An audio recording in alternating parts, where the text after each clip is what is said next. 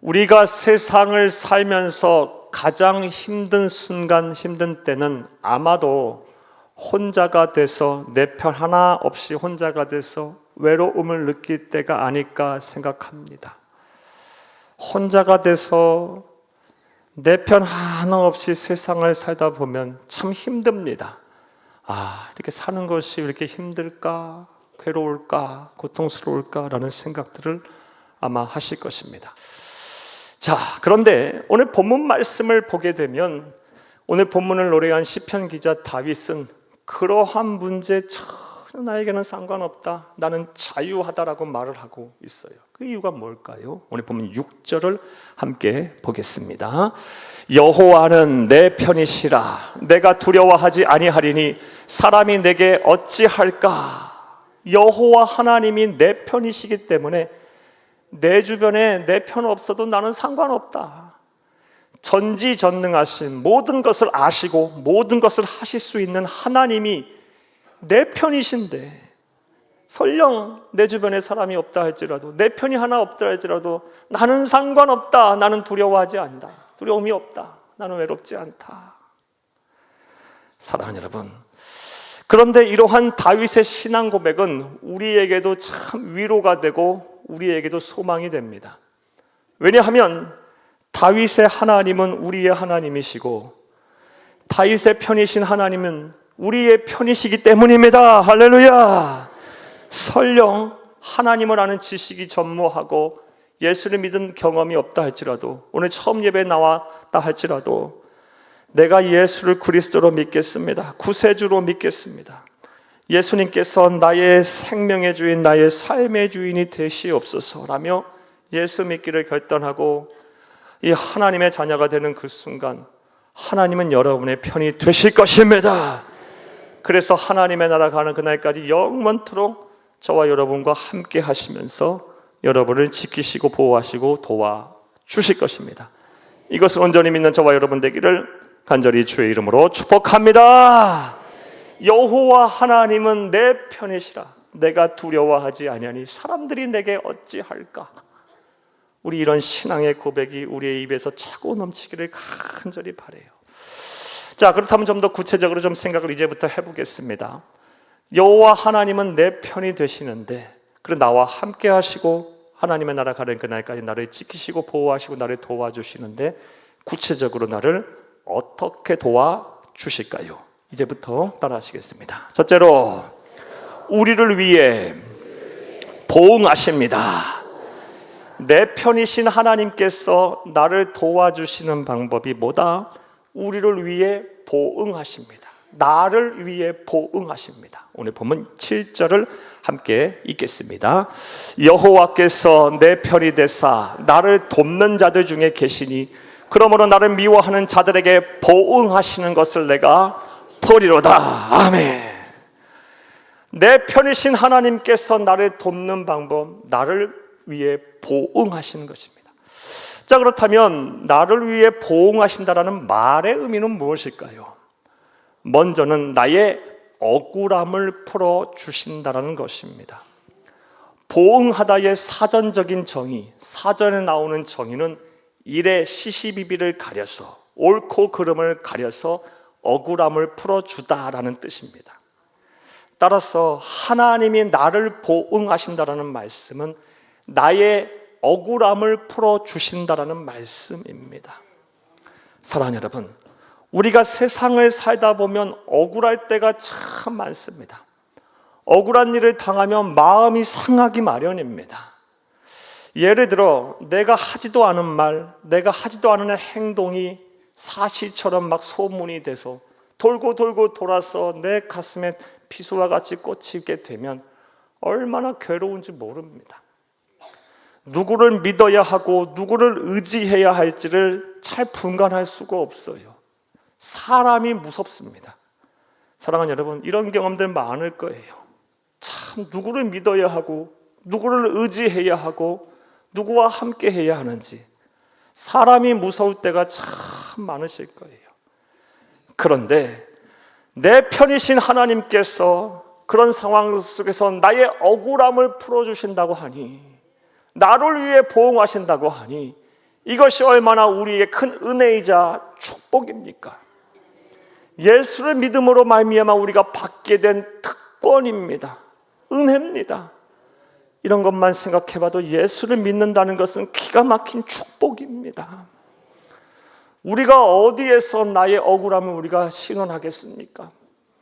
내가 나의 억울함은 내 스스로가 풀려고 하면 참 힘이 듭니다. 그렇게 풀려고 해서 풀리는 것 또한 아닙니다. 몸과 마음이 지치기 마련입니다. 상하기 마련이에요.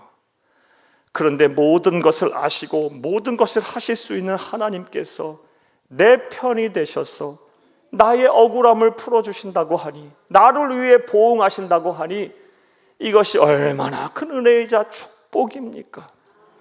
사랑하는 여러분, 이런 하나님을 바라보시기를 간절히 바랍니다. 이런 예수를 그리스도로 온전히 믿고 그분에게 여러분의 억울함과 여러분의 마음 아픔과 답답한 마음을 여러분 하나님께 맡기며 구원의 때를 잠잠히 기다리는 저와 여러분 되기를 간절히 주의 이름으로 축복합니다. 사랑하는 여러분, 내 편이 되시는 하나님은 우리를 위해 보응하십니다. 보응하신다는 말의 첫 번째 의미는 나의 억울함을 풀어주신다는 것입니다. 보응하신다는 말의 또 다른 의미는 찾아오셔서 나를 미워하는 자를 위해 나를 대신에 심판하신다라는 말씀이에요. 나를 미워하는 자를 나 대신 심판하시겠다라는 말씀이에요. 오늘 보면 7절을 다시 한번 읽겠습니다. 여호와께서 내 편이 되사 나를 돕는 자들 중에 계시니 그러므로 나를 미워하는 자들에게 보응하시는 것을 내가 보리로다. 아멘. 본문 7절에 보응하다라고 번역된 히브리어 원어는 사네라는 단어입니다. 이 사네의 정확한 뜻은, 구약시대의 사람들은 어느 경우에 이 단어를 사용했냐, 왕이나 재판관이 찾아와서 나를 위해 나의 억울함을 풀어줄 때, 나를 대적하는 자를 대신하여 나를 내 편이 돼서 싸워줄 때 쓴 단어가 바로 사네라는 단어예요. 하나님은 내 편이 되셔서 나를 미워하는 자를 나 대신 심판하시겠다라는 약속의 말씀입니다. 자, 그런데 이와 관련해서 우리가 놓쳐서는 안 되는 아주 중요한 사실이 있습니다. 그것이 무엇이냐? 바로 하나님이 나를 보응하시는, 나의 억울함을 풀어주고 나를 대신하여 나를 미워하는 사람을 심판하시는 방법에 대해서 우리가 정확하게 알아야 합니다. 자, 그렇다면 하나님은 나를 위해 이 억울함을 풀어주시고 나를 미워하는 자를 대적하시고 쫓아내시는, 심판하시는 방법은 무엇일까요? 오늘 보면 7절을 다시 한번 읽겠습니다. 여호와께서 내 편이 되사 나를 돕는 자들 중에 계시니 그러므로 나를 미워하는 자들에게 보응하시는 것을 내가 보리로다. 아멘. 하나님께서 내 편이 되셔서 나를 위해 보응하시는 방법 어떻게 하시겠다고 말씀하십니까? 나를 돕는 자들 중에 계시면서 그 돕는 자들을 통해서 나를 위해 보응하시는 거예요. 쉽게 말해 하나님이 일하시는 방법은, 하나님은 사람을 통해서 일하시는 거예요. 예. 사랑하는 여러분, 그러므로 내 마음이 힘들고 지치고 피곤하고 막 마음이 상해서 어쩔지 모를 때는 어떻게 해야 합니까?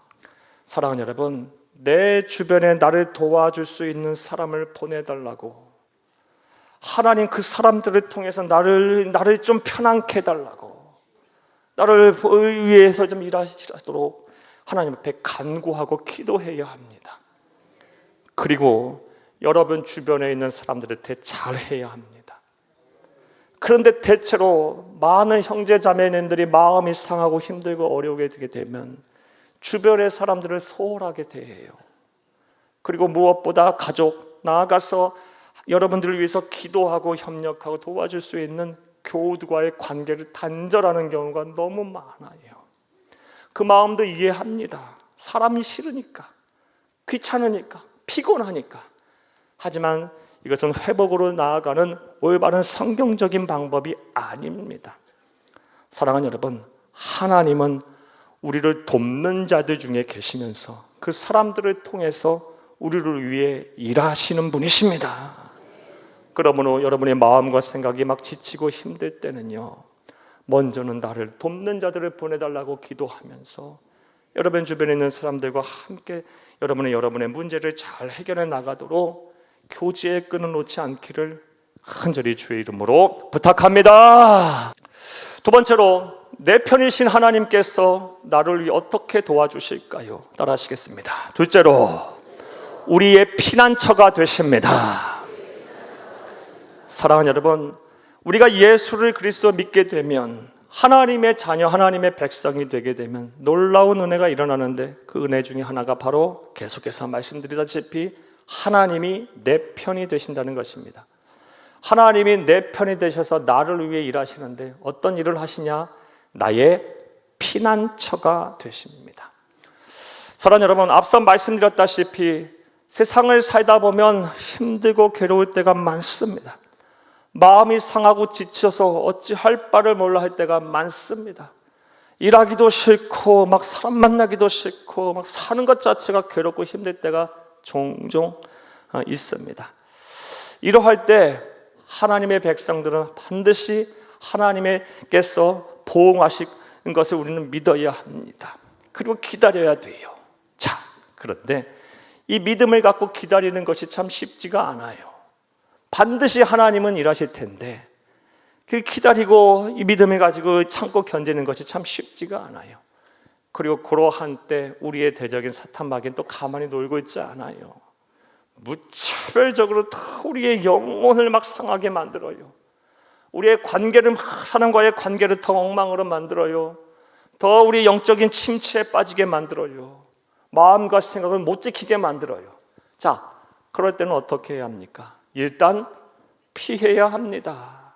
참고 견디는 것이 능사가 아니에요. 일단 피해야 돼요. 피난처를 찾아 피신을 해야 합니다. 우리가 그렇다면 어디로 피신을 해야 할까요? 오늘 8절과 9절을 함께 보겠습니다. 여호와께 피하는 것이 사람을 신뢰하는 것보다 나으며 여호와께 피하는 것이 고관들을 신뢰하는 것보다 낫도다. 아멘. 시편 118편은 다윗이 한평생을 산 후에 깨달은 진리를 노래한 찬송시예요. 평생을 살아보고 나서 그가 깨닫게 됐어요. 다윗이 한평생 살면서 그에게 얼마나 많은 어려움들이 있었습니까? 파란만장한 인생을 살았어요. 단 하루도 다리 뻗고 편하게 잘 날이 별로 없었어요. 그런 삶을 살면서 그가 얼마나 많은 사람들에게 의지를 했겠습니까? 돈이 많은 사람들도 의지해봤고 막 힘있고 권세 있고 막 능력이 출중한 사람들도 의지해봤고 막 지혜 있는 자도 의지해봤고 여러 사람들을 의지해봤는데 내린 결론은 그것이 정답이 아니구나를 깨닫게 된 거예요. 평생 동안 수많은 시행착오 끝에요. 정답은 하나님께 피해야 하는구나. 자, 그런데 이와 관련해서 문제가 있습니다. 하나님은 우리의 피난처가 되신다고 하는데 하나님께 어떻게 피합니까? 그분은 영적 존재입니다. 우리 눈에 안 보입니다. 눈에 안 보이는 하나님한테 어떻게 피해야 될까요? 성숙한 그리스도인이라면 이 답을 알 수 있겠지만 사랑하는 여러분, 대부분의 성도들은 이 하나님 앞에 피하는 것이 어떻게 해야 하는지 잘 모르실 거예요. 죄송하지만요. 하나님이 안 보이는데 하나님 앞에 피하라고만 하고 어떻게 피하라는 건지 우리가 알 수 없다면 우리에게 무슨 소용이 있겠습니까? 자, 그렇다면 하나님께 피난처 대신 하나님께 피하는 방법은 무엇일까요? 이것은 다윗이 쓴 또 다른 시를 통해 알 수 있습니다. 시편 18편 1절에서 2절을 함께 읽겠습니다. 나의 힘이신 여호와여, 내가 주를 사랑하나이다. 여호와는 나의 반석이시요 나의 요새시요 나를 건지시는 이시요 나의 하나님이시요 내가 그 안에 피할 나의 바위시요 나의 방패시요 나의 구원의 뿌리시요 나의 산성이시로다. 아멘. 시편 18편 말씀은 똑같은 다윗의 시인데 앞서 우리가 읽은 본문 시편 118편 말씀이 다윗이 인생 황혼기에 쓴 시라면 이 시편 18편 말씀은 그가 젊었을 때 쓴 시입니다. 아직 왕이 되기 전에, 정확하게 말하면 왕권을 찬탈한다는 오해를 받아 누명을 쓰고 사울 왕에 의해서 피해 다닐 때, 목숨이 위태위태할 때 쓴 시예요. 그런데 오늘 본문이 아닌 시편 18편 1절과 2절 읽었다시피 그는 지금 무엇을 노래하고 있습니까? 아직 하나님께서 보응하지 않으셨어요. 억울함을 풀어주지 않으셨어요. 대적하는 자, 미워하는 자를 치리하지 않으셨어요. 그런데도 불구하고 2절 말씀에 보면 나의 반석이시요 요새시요 건지시는 시요 하나님이시요 그 안에 피하 나의 바위시요 방패시요 구원의 뿌리야 산성이시로다. 이미 구원받았어요. 이 문제가 다 해결됐어요. 아직 억울함 풀어주시지 않았는데요. 어떻게 이런 찬송을 할 수 있었을까요? 마음의 평안 얻을 수 있었을까요? 피난처 되시는 하나님 앞에 이미 피신을 했기 때문에 그래요. 그리고 이 시편 18편 말씀을 통해서 피난처 되신 하나님께 피하는 방법을 우리는 알 수 있어요. 다시 한번 시편 18편 1절을 함께 읽겠습니다. 나의 힘이신 여호와여 내가 주를 사랑하나이다. 이게 답이에요. 사랑하는 여러분, 피난처 되시는 하나님께 피하는 방법은 하나님을 사랑하는 거예요. 하나님을 사랑하면 할수록 피난처 되신 하나님 앞에 온전히 정박하는 겁니다. 사랑하는 여러분, 세상을 살다가 내 힘만으로는 견딜 수 없는 인생의 풍랑을 만날 때는 하나님의 백성들은 내 편이신 하나님, 나의 피난처이신 하나님 앞에 피신을 해야 합니다. 그때는 어떻게 해야 한다? 하나님을 사랑하기에 힘쓰는 거예요. 하나님을 사랑하기 위해 막 노력을 하는 거예요. 그러면 그럴수록 하나님께서 여러분의 피난처가 되셔서 하나님만이 줄 수 있는 참된 자유와 평안과 안식을 허락하실 것입니다. 할렐루야! 자, 그렇다면 또 생각을 해보겠어요. 하나님을 사랑한다는 것은 또 어떻게 하는 걸까요? 하나님을 사랑하는 것이 하나님이 피난처이신 하나님 앞에 피하는 것이고, 피난처이신 하나님께 피하게 되면 참된 자유와 평안 안식을 주신다고 했는데, 하나님을 사랑하는 것은 어떻게 하는 걸까요? 그건 그렇게 어렵지가 않아요. 사랑하는 여러분, 사람이 사람을 사랑하는 방법을 한번 생각해 보세요. 사랑하는 사람들은 어떻게 돼요? 자꾸 만나고 싶어져요. 그게 사랑하는 방법이에요. 오늘 만났는데 사랑하는 사이는 내일 또 만나자 그래요. 오늘 내일 또 만나고 나서 또 보자고 그래요. 왜? 사랑하니까요. 하나님을 사랑하는 것도 똑같아요. 하나님을 사랑하는 방법은 영이신 하나님을 자꾸 만나러 오는 거예요. 그 하나님과의 만남의 자리가 무엇입니까? 예배입니다. 우리는 지금 찬송과 기도와 말씀을 들으면서 시간을 구별하고 장소를 구별하고 마음의 준비를 해요. 이 공간에서 영적인 하나님을 찬송과 기도와 말씀으로 만나고 있어요. 지금 영이신 하나님이 우리와 함께 하십니다. 찬송의 선율, 기도의 내용, 말씀 속에서, 말씀의 선포 속에서 지금 우리와 함께하고 계세요. 분명히 지금 누군가는 하나님의 말씀, 하나님의 음성을 듣고 계실 거예요. 사랑하는 여러분, 여러분이 하나님을 사랑하는 방법은요, 자꾸 하나님을 만나러 오는 거예요. 여러분, 예배에 더 마음과 생각을 더 집중시키세요. 더 많이 헌신하세요. 어느 때 인생의 풍랑을 만났을 때 피난처이신 하나님께 피하는 방법, 하나님을 사랑하는 것, 하나님을 만나기 위해 예배에 집중하는 거예요. 또 생각해봐요. 사랑하는 여러분, 사랑하는 사람과 사랑하는 방법이 뭘까요? 사랑하게 되면 자꾸 대화하고 싶어요. 오늘 만나서 종일 얘기하고 나서 집에 가서 또 전화할게. 그리고 또 전화해요. 그렇죠? 자꾸 대화해요. 오늘만 해요. 내일 또 해요. 잠시 잠깐이라도 대화 안 하면요, 왜 대화 안 하냐고, 왜 연락 안 하냐고 막 그래요. 왜? 사랑하니까요. 하나님을 사랑하는 방법도 똑같아요. 하나님과 영적인 대화를 나누는 방법이 뭡니까? 기도죠. 기도. 사랑하는 여러분, 힘이 들고 어려워서 막 인생의 풍랑을 만났을 때는요, 하나님 피난처신 하나님께 피신을 해야 돼요. 피신한다는 것은 사랑한다는 거고, 하나님을 사랑하는 것이고, 하나님을 사랑하는 방법이 바로 하나님과 대화를 많이 하는 거예요. 여러분, 기도에 집중하셔야 되는 거예요. 그때는 인생의 풍랑을 만났을 때는 기도하시는 거예요. 기도 그렇게 어렵게 할 필요도 없어요. 하나님이요, 나를 살려주옵소서, 나를 도와주옵소서, 이제 나를 좀 제발 좀 나를 좀 살려주옵소서 하며 하나님 간절히 부르짖으면 많이 하나님 앞에 우세요. 반드시 우세요. 많이 우세요. 그러면 하나님께서 여러분의 영적으로 반드시 치유하실 것이고 반드시 함께 하실 거예요. 저는 목사로 살면서 이런 체험, 이런 경험을 참 많이 합니다. 제가 어디서 위로를 받고 어디서 도움을 얻고 어디서 마음의 평안을 얻겠습니까? 엎드려서 하나님 앞에 기도하고 하나님 앞에 울면 단 한 번도 실망시키신 적이 없으셨어요. 한 번도 그냥 내버려 두신 분 적이 한 번도 없었어요. 어찌 이것이 저에게만 주시는 은혜겠습니까? 예수를 그리스도 믿는 우리 모두에게 주시는 하나님의 은혜이자 성도의 특권입니다.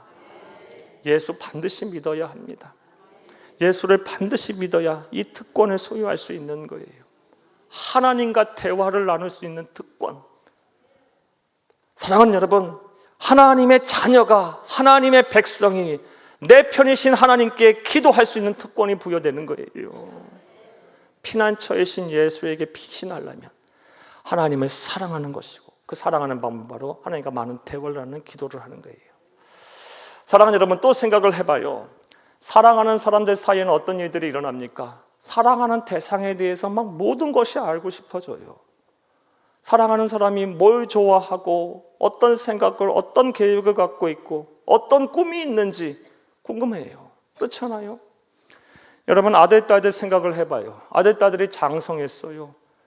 어느 순간부터 대화가 막 단절돼요. 그렇죠? 궁금하죠? 걱정이 되고 막 궁금하죠? 그러다가 단 한마디라도 해주면 막 마음에 감동을 받잖아요. 별별 얘기도 아닌데 그 하나만 해줘도 막 마음이 기쁘잖아요. 왜? 사랑하니까 그런 거예요. 사랑하는 대상은요, 모든 걸 알고 싶어요. 하나님을 사랑하는 방법도 똑같아요. 하나님이 뭘 좋아하시고 하나님이 무슨 일에 기뻐하시며 하나님이 어떤 꿈과 비전과 계획을 갖고 있는지를 알기에 힘쓰는 것이 바로 하나님을 사랑하는 거예요. 그런데 하나님이 뭘 좋아하시고 어떤 꿈과 비전을 갖고 계시는지 아는 거 그렇게 어렵지가 않습니다. 여기 다 있어요. 하나님은 성문화된 하나님, 계시된 하나님. 우린 지금 성경의 시대를 살고 있어요. 하나님의 말씀을 인생의 풍랑 속에 더 가까이 하세요. 그것이 하나님을 사랑하는 것이고 그것이 바로 피난처이신 하나님께 피하는 거예요. 하나님의 말씀을 가까이 하면 할수록 이 안에서 내가 너를 사랑한다라는 하나님의 부인할 수 없는 음성이 들릴 거예요. 여러분의 영혼에 뚜렷하게 새겨질 거예요. 그리하면 어떤 인생의 풍랑이 나에게 찾아온다 할지라도 내 마음과 생각 지켜낼 수 있어요. 흔들리지 않을 거예요. 이런 은혜와 실천이 저와 여러분들 충만하기를 간절히 주의 이름으로 축복합니다.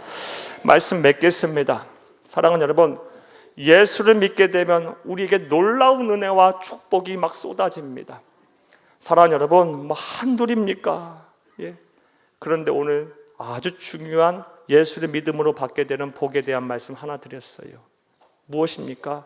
전지전능하신 창조주신 하나님이 내 편이 된다는 것. 이게 예수를 믿었을 때 받게 되는 특권이자 축복이에요. 하나님이 내 편이 된다니까요. 막연하게 신앙생활하고 막연하게 뭔가를 절대자를 찾지 마세요. 방법은 하나밖에 없어요. 예수를 그리스도 믿는 믿음으로 하나님의 자녀가 될 때 창조주이신 유일하신 하나님이 내 편이 되는 겁니다. 하나님이 내 편이 되면 되는 거예요. 하나님이 내 편이 되셔서 무슨 일을 하십니까? 나를 위해 보응하십니다. 나의 억울함을 풀어주시고 나를 미워하는 자를 대신하여 심판하실 것입니다. 무엇보다 인생의 풍랑을 만날 때 나의 피난처가 되실 것입니다. 이런 은혜와 복이 저와 여러분 가운데 충만하기를 간절히 주의 이름으로 축복합니다. 축복합니다. 축복합니다.